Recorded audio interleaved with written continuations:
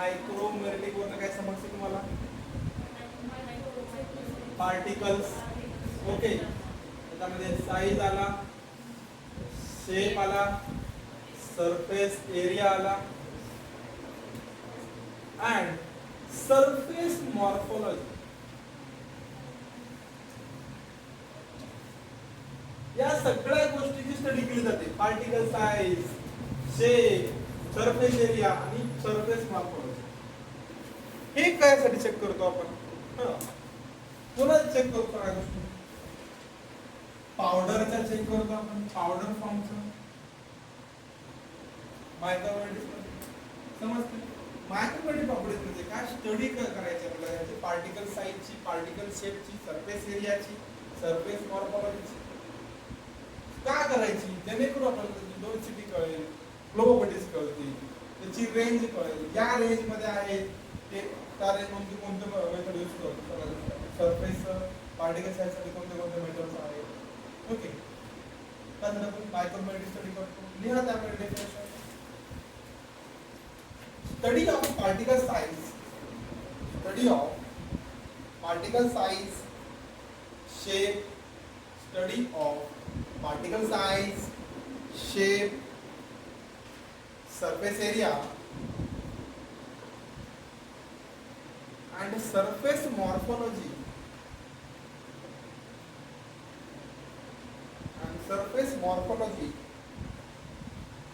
characteristics of powder. characteristics of powders म्हणजेच काय? मायक्रोमेट्रिक्स properties म्हणजेच काय?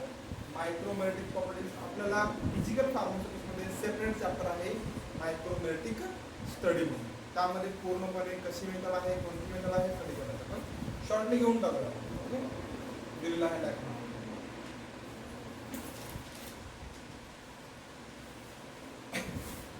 तर या स्टडीनं काय काय होतं, कशा कोणत्या गोष्टीवर अफेक्ट करतं मला सांगा. पार्टिकल साइज कमी आहे, सरफेस एरिया जास्त आहे, तर काय होईल? डिझोल्यूशन कमी होईल का चांगलं होईल? बरोबर, डिझोल्यूशन वाढेल तर बायोलेट वाढेल. म्हणजे पार्टिकल साइज डायरेक्टली अफेक्ट करतो डिझोल्यूशन रेटला. नंतर कंटेंट युनिफॉर्मिटी. जर प्रत्येक पार्टिकल साइज जर आपण व्यवस्थित केला, सरफेस एरिया वाढवला, तर प्रत्येक पार्टिकल मध्ये व्यवस्थित कंटेंट आहे, कंटेंट युनिफॉर्मिटी असेल. बल्क असेल तर होईल का ते? नाही, कंटेंट युनिफॉर्मिटी अफेक्ट करेल. नंतर काय असेल? स्टॅबिलिटी, प्रॉपर स्टॅबिलिटी आहे. तर अशा प्रॉपर्टीज आहेत ज्या की मायक्रोमेट्रिक प्रॉपर्टी डायरेक्टली अफेक्ट करतात. त्यामध्ये लिहा, it directly affects, micrometric properties directly affects flow properties, dissolution rate, flow properties, dissolution rate, content uniformity and stability.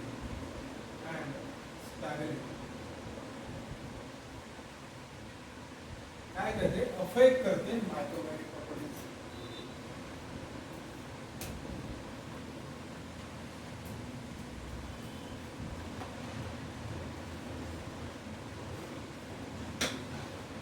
Okay, त्यामध्ये पहिलं आहे पार्टिकल साइज कॅरेक्टरायझेशन. आपल्याला हे डिटेल मायक्रोमेट्रिक मध्ये शिकायचं आहे. जस्ट आपण लिस्ट करून घेतोय आणि इथपर्यंतच क्वेश्चन विचारतोय की पार्टिकल साइज कॅरेक्टरायझेशन करण्यासाठी कोणत्या मेथड्स आहेत, त्याची साइज रेंज कोणती इथपर्यंत क्वेश्चन पार्टिकल साइज. तर पहिला पार्ट आपण बघणार आहोत particle size characterisation. Particle size characterisation.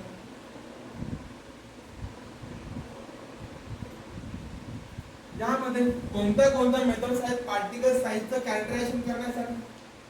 त्यामध्ये मेथड्स लिहा, नंतर त्या साइज रेंज पण लिहून घ्या. कोणत्यासाठी कोणती साइज रेंज येते, किती साइज रेंज मध्ये आपण सिविंग करतो, किती मध्ये आपण फिल्टर काउंटर करतो. ह्या मेथड्स आहेत पार्टिकल साइजला कॅरेक्टराइज करण्यासाठी. Directly which one of the following is a method of particle size characterisation असा क्वेश्चन होतो. किंवा which one of the following is not a method of particle size characterisation. त्यामध्ये इथला 3 टाकतं, एखादं पार्टिकल सरफेस एरिया टाकतं आणि एखादं सरफेस मॉर्फोलॉजी. ओके, त्यामध्ये दोन असं कॉलम करा. एक करा मेथड्स आणि दुसरा आहे साईज रेंज. दुसरा आहे साईज रेंज, मेथड्स आणि साईज रेंज. त्यामध्ये पहिली मेथड आहे पार्टिकल साईज कॅल्क्युलेशनची सिरीज, चाळणी. त्यामधून प्रत्येक चाळणीवर एखादी कोर साईज असते, तिथून तेवढेच amount of particle size separate करतात. समज ते पार्टिकल साईज सिविंग मधून सिव असते, सिव मधून तेवढ्याच अमाऊंट ऑफ साईजचे पार्टिकल्स काढतात किंवा तेवढ्याच अमाऊंटची वरी असतात. समजते? पहिला आहे सिविंग मेथड.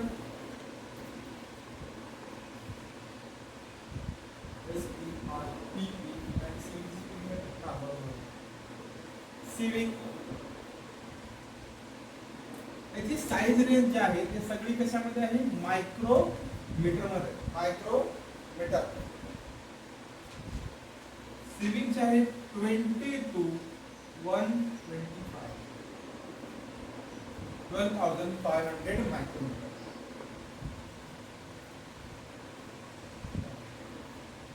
वन लाख 25,000 साईज असं विसरतो.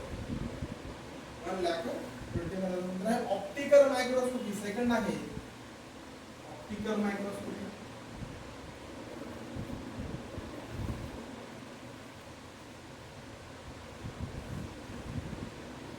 मायक्रोस्कोपी त्याची आहे 0.5 to 150 मायक्रोमीटर. 0.5 to 150 micrometre.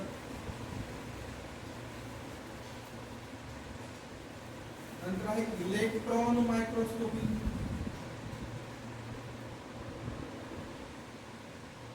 यामध्ये 0.00125 मायक्रोमीटर. यामध्ये इथं क्वेश्चन असा निघतो की सर्वात स्मॉलेस्ट पार्टिकल साईज आपल्याला कॅरेक्टराइज करायचं असेल तर कोणती method? Electron microscopy.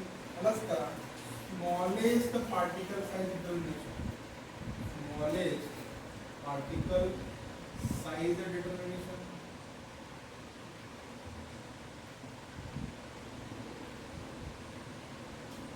Smallest particle size determination करण्यासाठी. नंतर आहे सेडिमेंटेशन.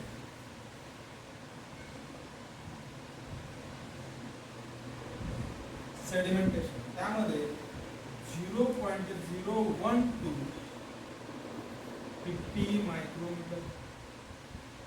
सेडिमेंटेशन प्रॉपर आपण मायक्रोमीटर मध्ये बघूया कशा प्रकारे आहे काय आहे.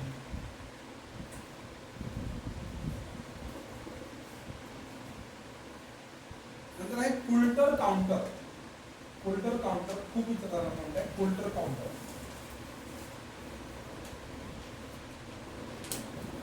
कुल्टर काउंटर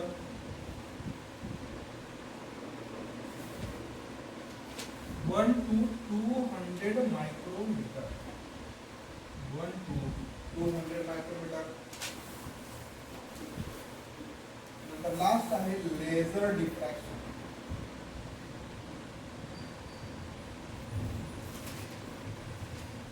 1 to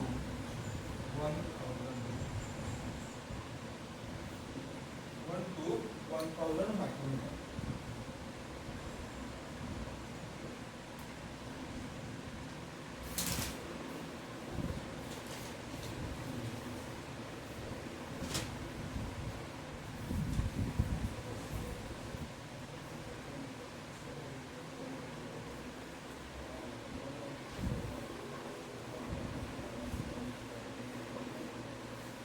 जेवढं विचारते एवढं शिकायचं, जास्त लहान नोट घ्यायचं नाही.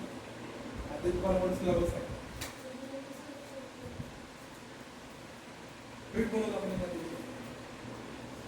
पाठ करावं. त्यामध्ये विचारते पण क्वेश्चन माहिती आहे का? शक्यतो ऑप्टिकल मायक्रोस्कोपी सगळं विचारतात. मोस्टली फोकस पार्ट आहे कुल्टर काउंटर, इलेक्ट्रॉन मायक्रोस्कोपी. हे वरचे 4 2 3 4 5 हे ना इम्पॉर्टंट आहे. पण दूर येऊन दूर टाकायची मग.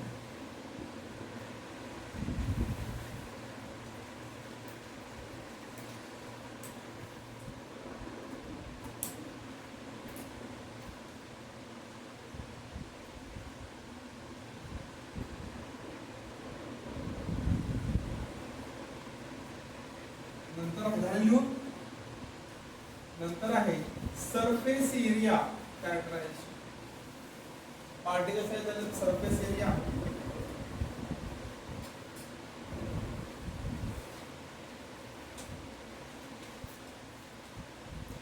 नंतर आहे सेकंड सरफेस एरिया डिटर्मिनेशन.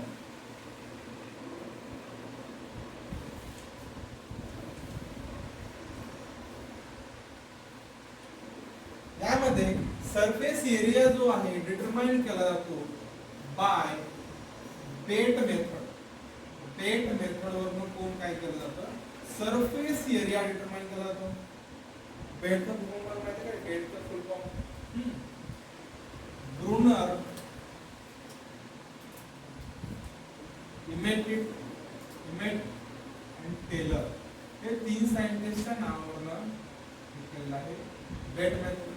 ही मेथड काय सांगते, कशावर मेजर केलं जातं, works by absorbing N2 molecules on a surface at -196 degrees Celsius. -196 degrees Celsius ला काय केलं जातं, by absorbing nitrogen N2 molecules on a surface at -196 degrees Celsius. Mainly काय आहे, सरफेस एरिया कशाला मेथड केला जातो, मेजर केला जातो by using BET method, Brunauer Emmett Teller method. नंतर ती कशावरती मेकॅनिझम आहे, by absorbing N2 molecules on the surface at -196 degree Celsius. यामधला एक मॉलिक्यूल काय सांगतो, 16 एंगस्ट्रॉम स्क्वेअर एवढा सरफेस अक्वायर करतो. एक each molecule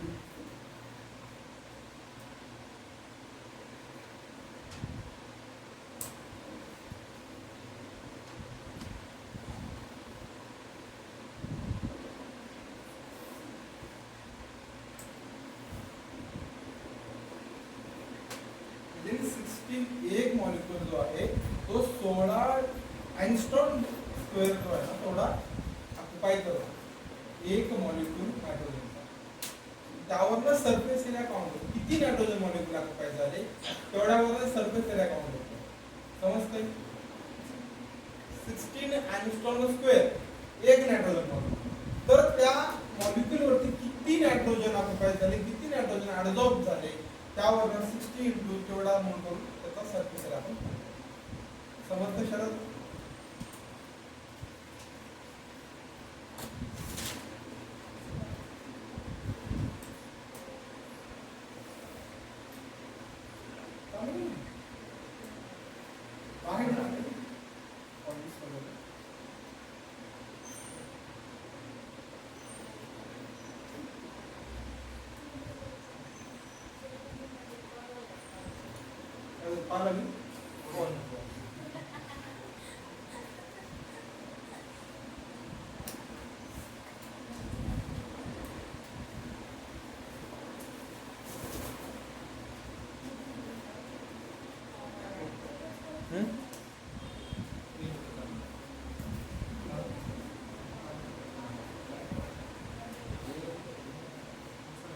लास्ट है आपका सरफेस मॉर्फोलॉजी.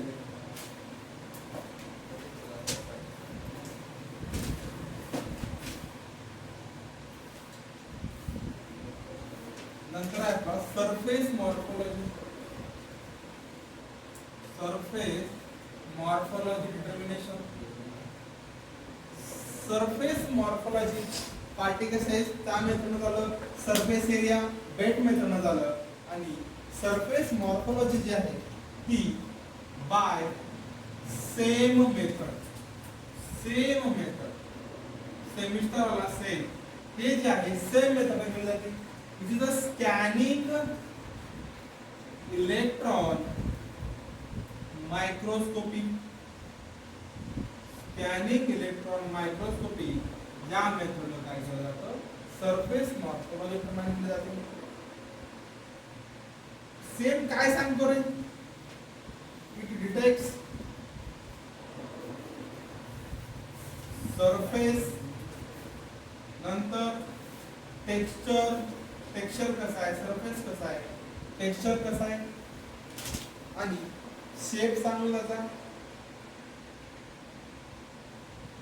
पोरोसिटी कशी आहे, हे काय सांगतो, सेम सांगतो. स्कॅनिंग इलेक्ट्रॉन मायक्रोस्कोपी मेथड यासाठी आहे सरफेस मॉर्फोलॉजी करण्यासाठी आपण काय करतो, सेम टेक्निक यूज करतो.